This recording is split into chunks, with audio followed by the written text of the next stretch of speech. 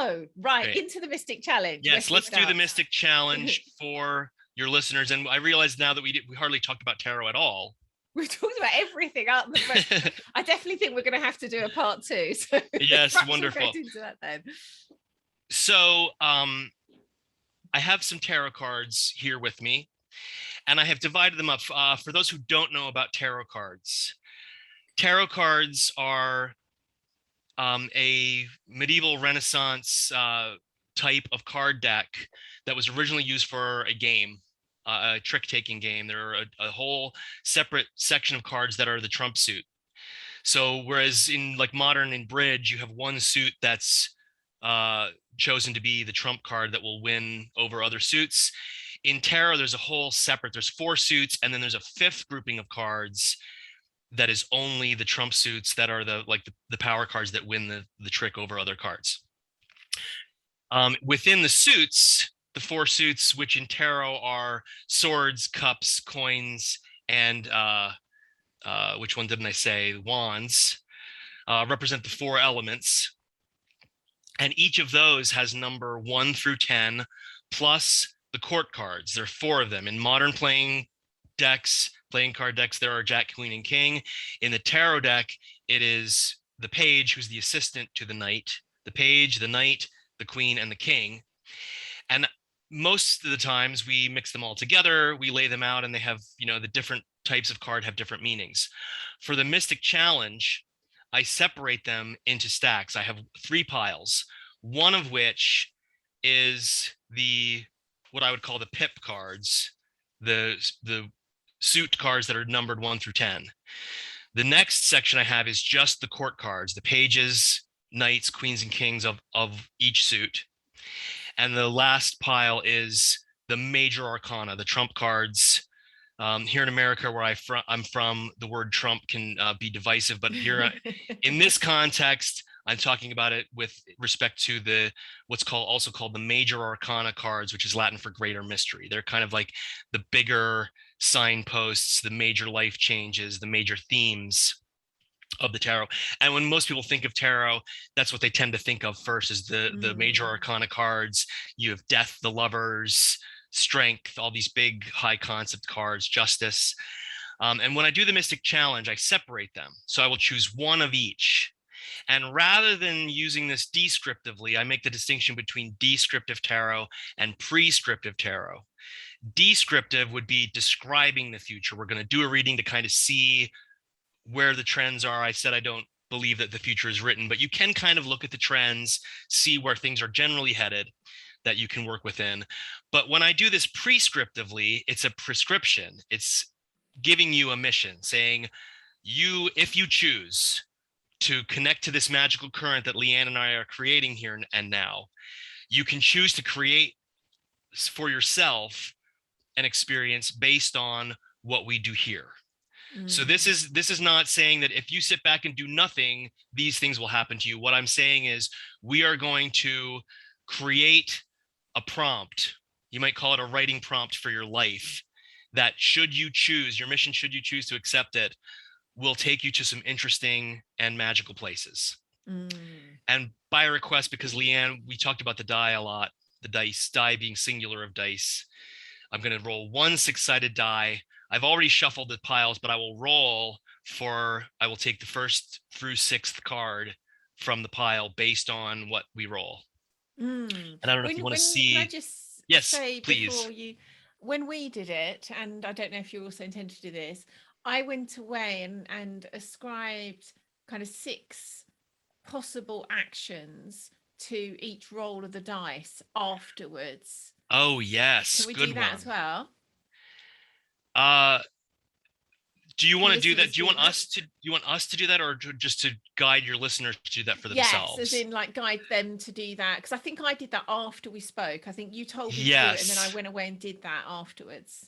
So I'll incorporate the die in real time by rolling for which card to pick, and then as an exercise for the listener, you can choose to roll for your interpretation of the Mystic Challenge, because it will require some interpretation on your part. I will give you the broad strokes.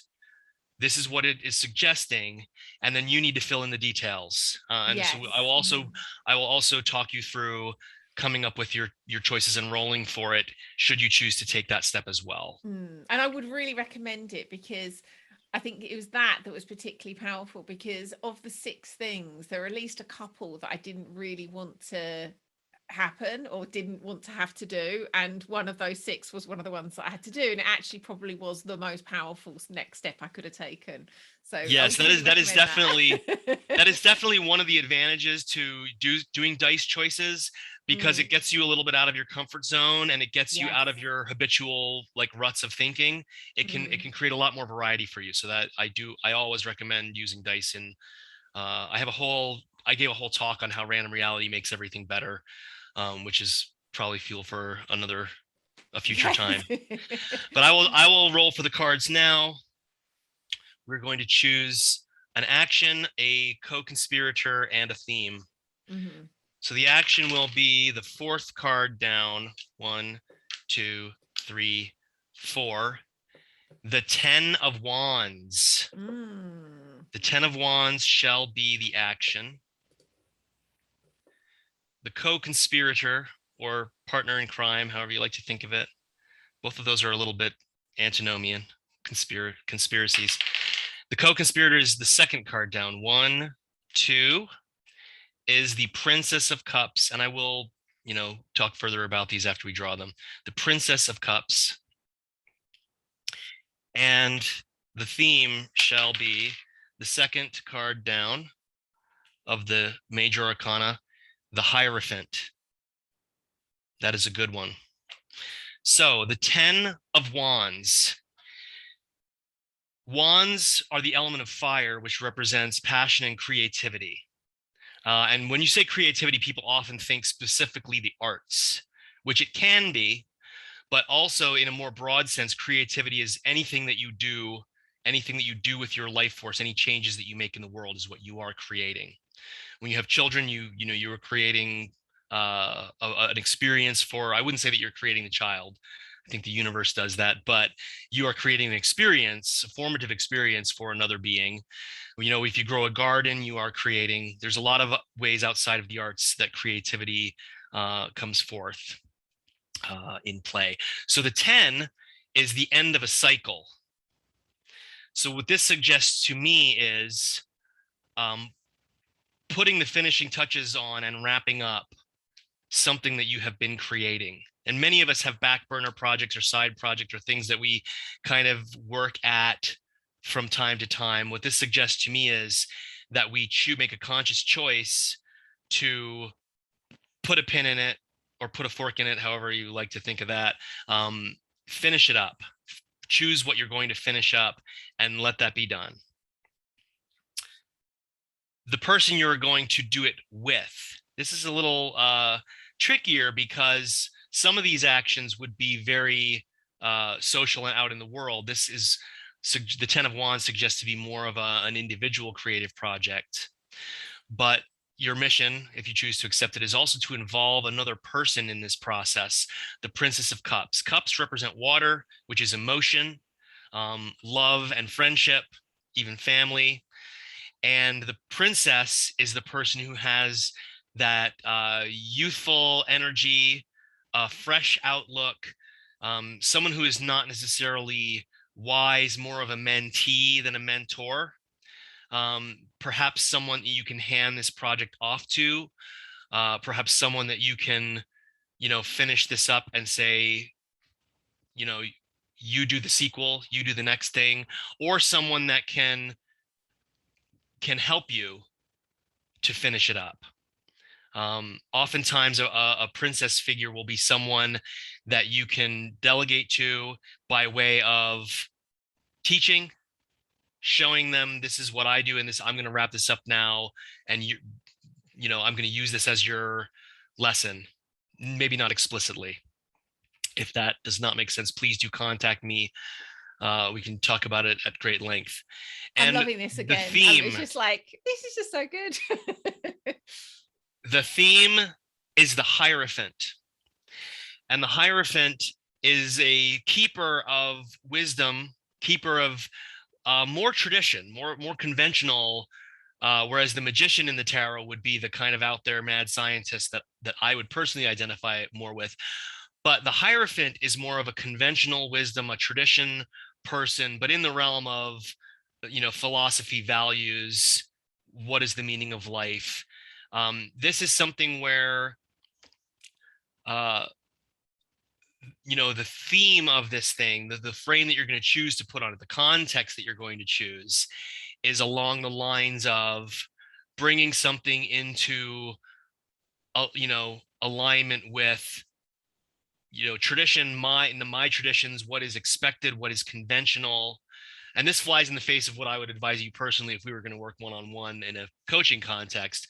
But here's, the cards are the mission. You're going to put the finishing touches on something creative with the involvement of a person who is very loving, compassionate, open. Openness is a quality, the Princess of Cups.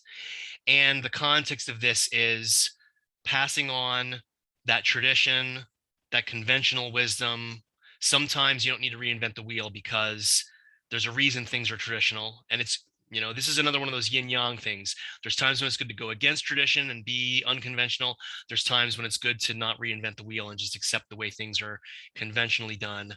And this is one of those times. So do you have any questions, Leanne?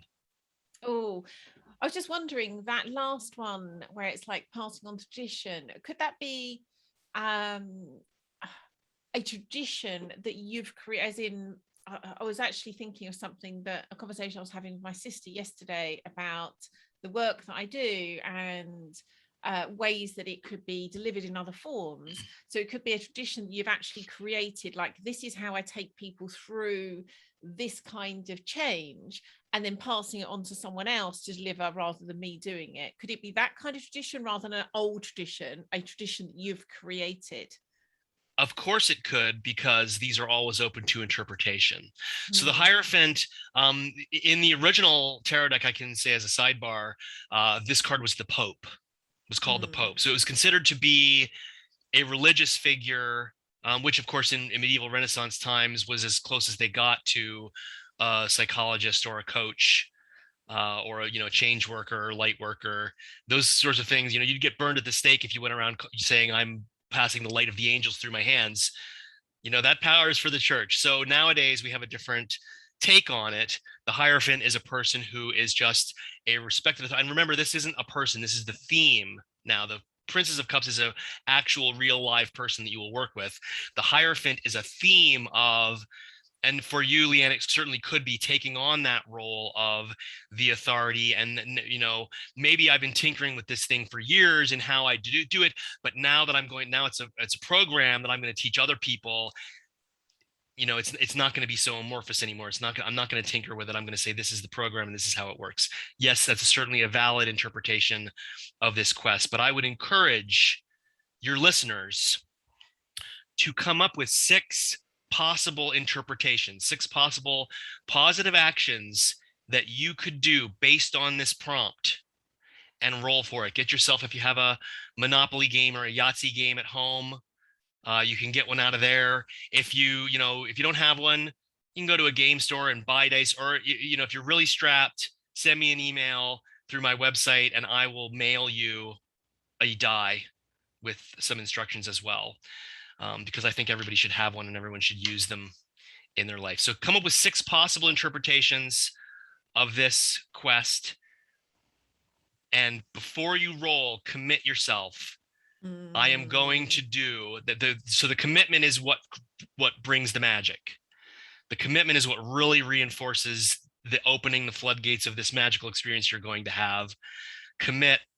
I'm going to roll, and whatever it is, I am going to do it.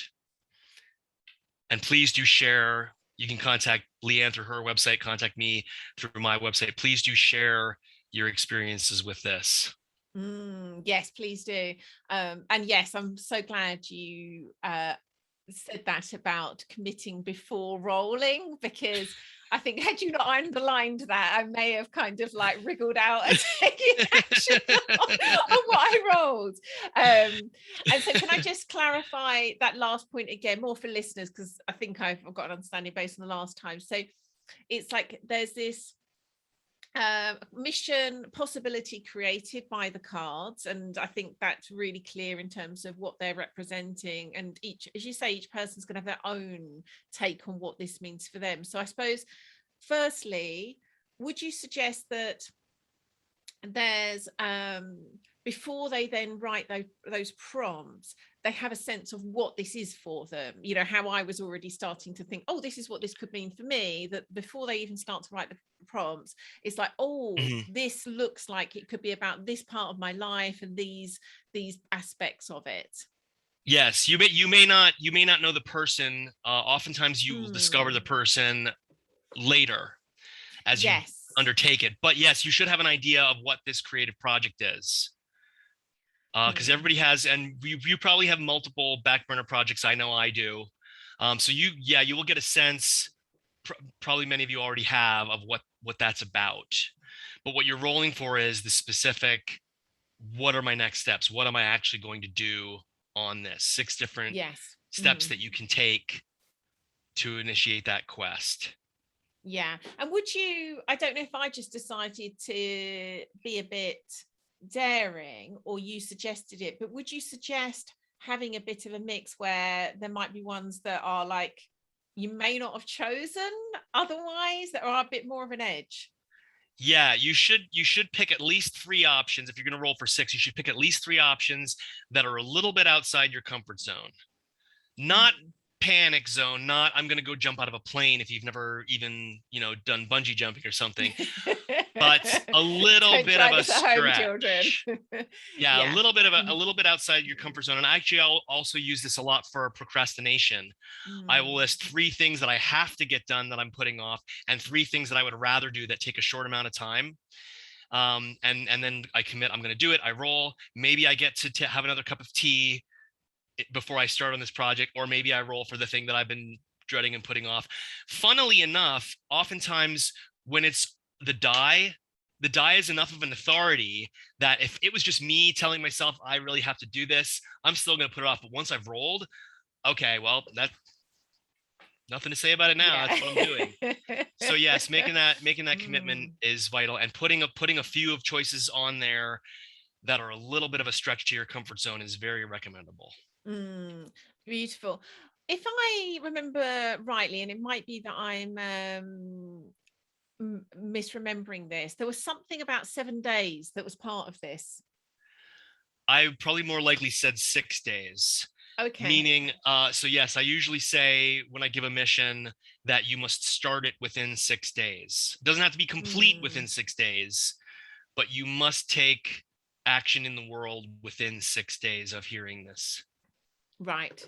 Okay. I think that's really helpful, because otherwise, again, it's like, okay, well, I need to do this and I'll do it one day.